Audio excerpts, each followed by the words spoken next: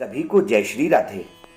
भगवत प्रेमियों, पिछले अध्याय की कथा में आप लोगों ने श्रवण किया कि भगवान विष्णु और जलंधर के बीच में कैसा भयंकर युद्ध हुआ। किस प्रकार भगवान विष्णु ने जलंधर को वरदान दिया और किस प्रकार जलंधर सुखपूर्वक अपनी प्रजा का पालन करने लगा। आइए आगे की कथा 14वें अध्याय में आज सुनते हैं। बोलो श्री सद्गुरुदेव भगवान की जय।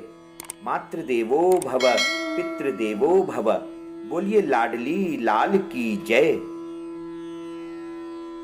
नारद जी राजा पृथु को आगे की कथा बताते हैं कि हे राजन, जब जलंधर अपनी प्रजा का सुखपूर्वक पालन करने लगा, धर्मपूर्वक पालन करने लगा, तब उसको इस प्रकार धर्मपूर्वक राज्य करते हुए देख देवता क्षुब्ध हो गए।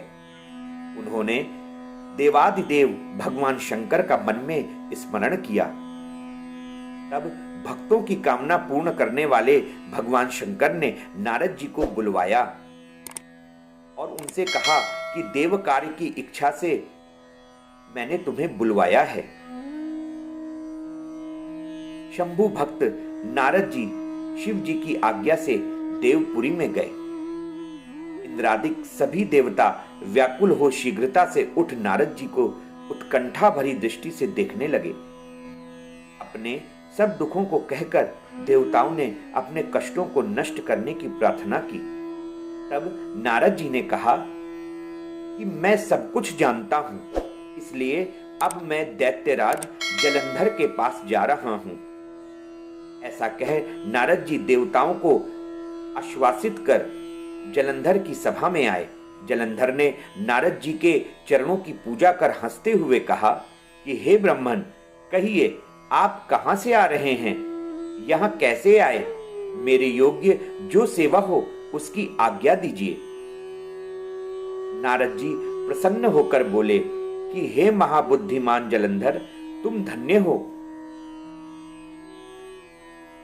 मैं स्वेच्छा से कैलाश पर्वत पर गया था, जहां 10,000 योजनों में कल्प वृक्ष का वन है।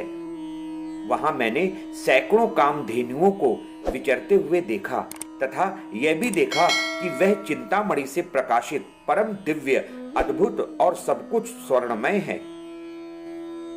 मैंने वहां पार्वती के साथ स्थित शंकर जी को भी देखा, जो सर्वांग सुंदर, गौरवर्ण, त्रिनेत्र और मस्तक पर चंद्रमा धारण किए हुए हैं।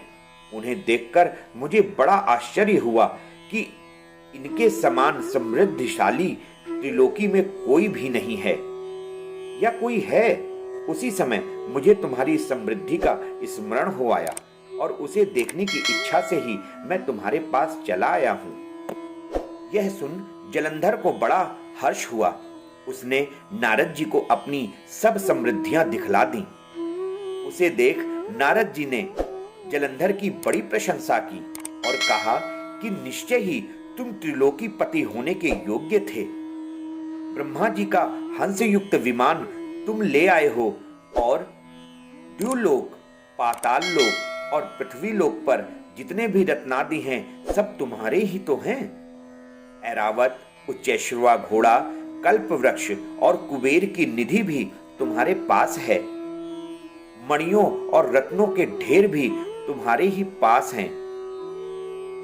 इससे मैं बड़ा प्रसन्न हूं, परंतु तुम्हारे पास कोई स्त्री रत्न नहीं है। उसके बिना तुम्हारा यह सब फीका है। तुम किसी स्त्री रत्न को ग्रहण करो। नारद जी के ऐसे वचन सुनकर दैत्यराज काम से व्याकुल हो गया। उसने नारद जी को प्रणाम कर पूछा कि ऐसी स्त्री कहां मिलेगी जो सब रत्नों में श्रेष्ठ हो। नारद जी ने कहा कि ऐसा रत्न तो केवल कैलाश पर्वत में योगी शंकर के ही पास है। उनकी सर्वांग सुंदरी पत्नी देवी पार्वती बहुत ही मनोहर हैं।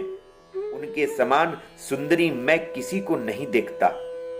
उनके उस रत्न की उपमा तीनों लोकों में कहीं भी नहीं है। देवर्षि उस दैत्य से ऐसा कहकर देव कार्य करने की इच्छा से आकाश मार्ग से चले गए। भगवत प्रेमियों, आज 14वें अध्याय की कथा यही समाप्त होती है। कार्तिक मास की महिमा अनंत है। कार्तिक मास में जितना ज्यादा से ज्यादा हो सके हरि कथा का श्रवण करना चाहिए। भगवान राधा दामोदर जी के चरणों का ध्यान करना चाहिए। तुलसी माता की पूजा करनी चाहिए और भगवान के आगे और तुलसी माता के भी आगे दीप का दान करना चाहिए। दामोदर अष्टकम का पाठ करना चाहिए। दामोदर अष्टकम के पाठ करने के लिए मैंने अपने इस वीडियो के डिस्क्रिप्शन में लिंक दे रखा है, वहां से आप जाकर दामोदर अष्टकम का पाठ कर सकते हैं। खूब कीर्तन कीजिए, खूब भजन कीजिए, खूब नाम जप कीजिए। इसी के साथ सभी को जय जय श्री राधे।